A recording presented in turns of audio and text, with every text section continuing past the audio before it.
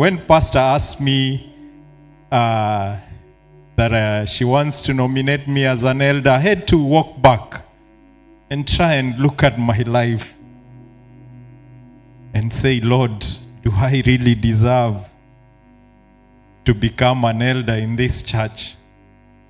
I tried to look back in my family, our Christian journey started a long back. Our great-grandfather, whom we share with Betsy here, around 1900s, gave their lives to Christ and began to walk with Christ from that stage, over 100 years ago. And it's well documented because in our local church, it's documented in 1914, he hosted his church in his home, where is our grandparents' home. And even him and others donated land to the church.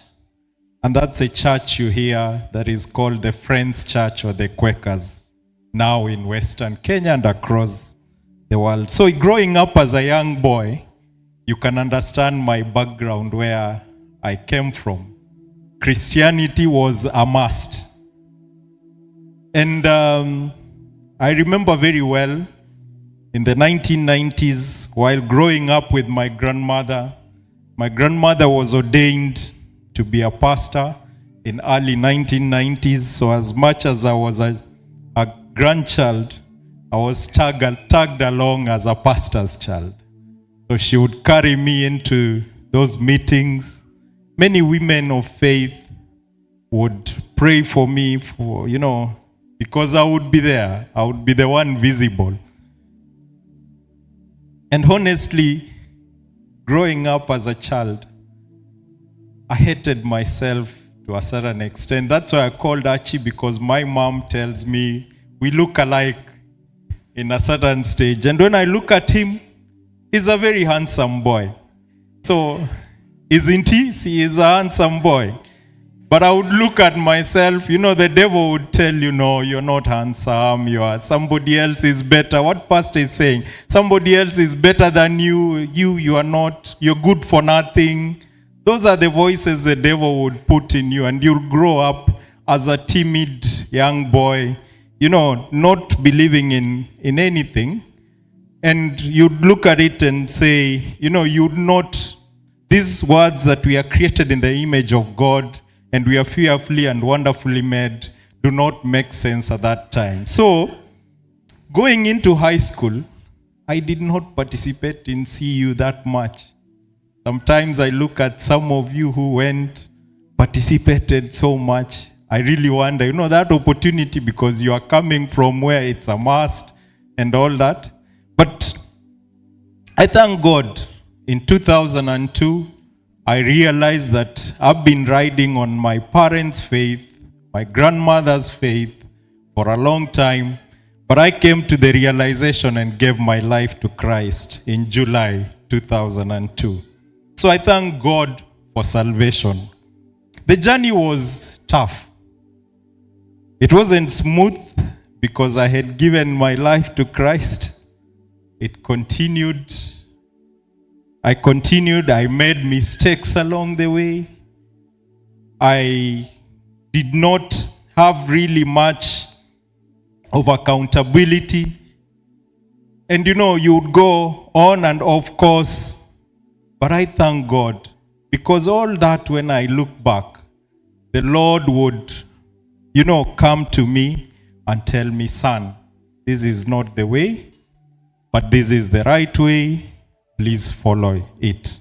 And I continued like that. In the mid-20s, the Lord favored me, gave me a job, took me places, focused on my career at that particular time, gave me a chance even to go out, to work outside this country, to see what then the Lord brings. And all this time, I was just a church goer. I would sit on the back there, just come to church on Sunday, and then go. But there was a turning point. And this is where I'm saying to stir up some of you. While sitting down on the benches, the back bench of Central, the Lord came through for us. We would hear announcements on Sunday that we need to be in cell. But because of partly of my international assignment, I thought I am too busy. I will not make time. Every time I'm out, so I don't want not to commit to something I will not be available. The Lord touched my wife. She joined, women, when the Lord touches you, the conviction, she joined now the care group in Central. And then now, even for us, we started finding time to come for Tuesday prayers. And they really made changes. On the background there, the Tuesday prayers, the Lord ministering to you. And we found and made time now to attend cell. This is about 14 years ago, thereabout, or 13. We then joined Vescon cell. And this is a cell of power. It is the grandmother cell of this church. Yeah, that's the grandmother. Yeah, it has given birth actually to many cells around. And that was our first cell in Bible Ministries, Bamburi. So I started dedicating my life and commitment to Christ. I had to make tough decisions back then, even on my friendship. I had a lot of friends out there in the world that would divert, I would have divided attention. But I would make a decision to start focusing on God. Elder Maura and Elder Mary tapped in me and brought me quickly to a ministry called Resource Mobilization, because he knew my networks and all. They would understand, what do you do? So like this. You know how Elder Maura speaks, huh? So he told me, I have an assignment for you, and I want you to chair the Resource Mobilization. I told him, Elder, from backbench to chairman of this important group. So he picked one, Ken Ngonga, who was our leader, and actually was the best for us, and I sat as a vice chair. We did resource mobilization for Mwangaza with a zeal. We used to raise funds, dinners, and I really miss those days for Mwangaza. I pray God that it will go back so that Mwangaza can have that resource mobilization. So the Lord favored us. We used to have our meetings at 6 o'clock, and the Lord started talking to me and my wife and all that. I remember, like, my wife at that particular time, she made one prayer and told me, you know what, from today, I will not go to the house of the Lord with less than 1,000 shillings. Be it a Sunday, be it, that is, and I believe many years ago, I don't think she comes with 1,000, less than 1,000 to the ministry. And that's a prayer she committed, and we can see the Lord working through us.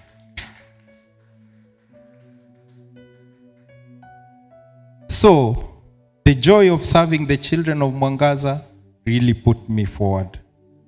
As a turning point, the pastor here, they made an announcement in Central way back in 2015 regarding marriages. And at that point, Pastor Elder Matende, Elder Seifats came up with a marriage class, which my wife and I registered. Eric Kumbisa, they are here. The Mavitis are here. We attended, and quite a number of people. This was a turning point in my walk with Christ, because our marriage then was very sick. We were not living, we were not married formally, but we were very sick. I think if this call or this burden was not put in pastor, I don't think you'll have had an elder standing here today. So we went through the class. We decided to formalize our marriage. Our elder Roslyn and elder Sega stood with us. This is the first time elder Roslyn told me, you're now ready to become a deacon now. I've been working with you. Now we have deacons ready to serve us.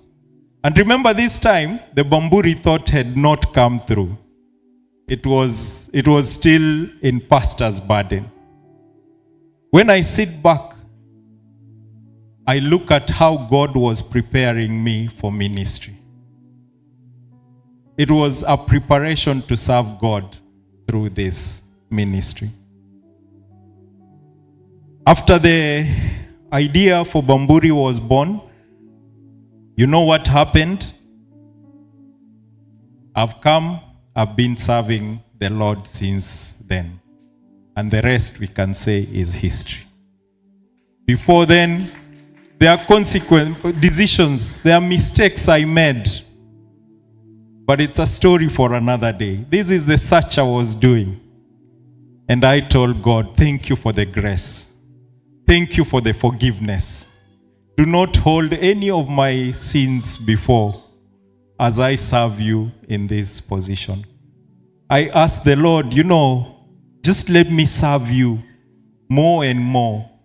And don't hold anybody for Bamburi because of my sins that I did while coming to find the right path. And therefore, what Pastor is saying is true. That talent that has been placed in you, if you don't put it to practice, the Lord will increase it. And I'm specifically speaking to that backbencher. I was a backbencher, doing nothing, but the Lord had to call to me. Let my story be an inspiring point for you to turn back and start and come and serve. Media have said it in their bulletin. There are many places to serve. Kindly do not sit on your talent. It will disappear, and you'll disappear in the world, and you'll not have anything. So I met my cousin last year, Betsy's elder sister, and I told, some of you call me deacon. She was struggling to say, Nani, huyu ndio deacon? Huyu Solo. They call me, Solomon is my other name. So Alfayo, there are many. So she was getting, now when she calls me, she addresses me well. Deacon, how are you? So I don't know now, Betsy tutamwambia namna gani mimi ni elder.